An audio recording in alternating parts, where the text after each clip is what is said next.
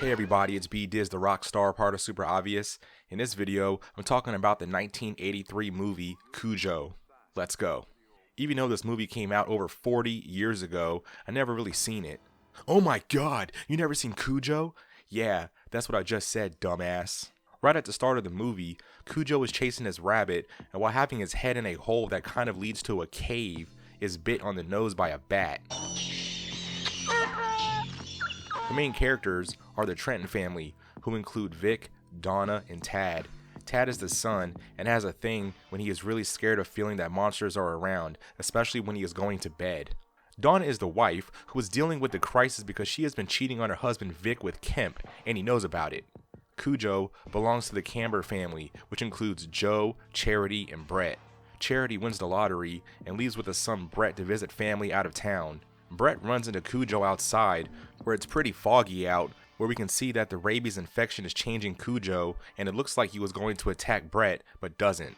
As Cujo's rabies condition gets past the beginning stages, Cujo starts to react uncomfortable to loud noises, then later progresses to aggressive, attacking behavior to loud noise.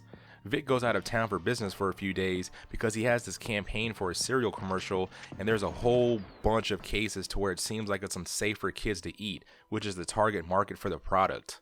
His wife also says she is ending the affair that she has been having with Kemp. The first victim of Cujo is this guy named Gary. After attacked, Gary runs into the house to grab a shotgun but is killed before able to shoot Cujo. Joe shows up to see Gary dead and is killed by his own dog after backing himself in a corner. Donna and Tad are taking the car to get work done because it's been messing up. The car pretty much dies and they barely make it to the Camber residence. Once there, they are attacked by Cujo. The first day, Cujo is jumping at the car a bunch of times while barking and leaving a bunch of blood and all this gross looking gunk all over the car. The second day, Cujo is even more aggressive, running and smashing his head into the car doors, also biting off the door handles on the outside.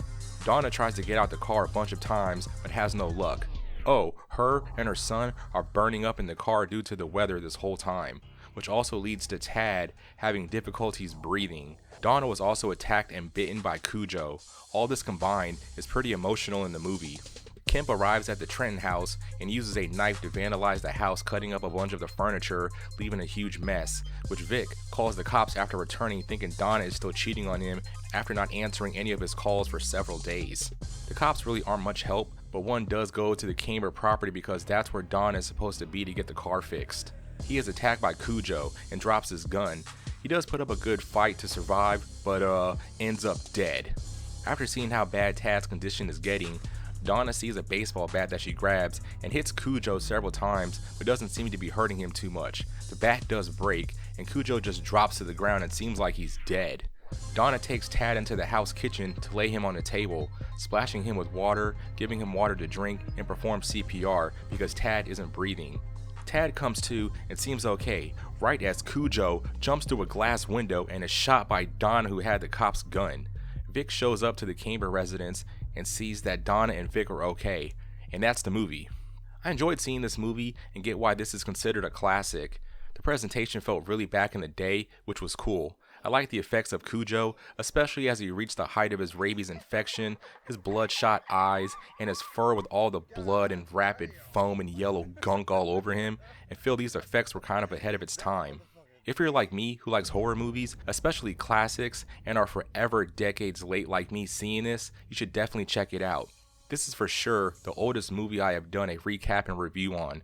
I'm thinking about doing more videos on movies that are really old. Let me know in the comments if you want me to do videos on horror movies that are really back in the day. Also, what did you think about the Cujo movie? Like and share the video, subscribe to the channel for more content, and I'll see you guys in the next one. Totally for sure.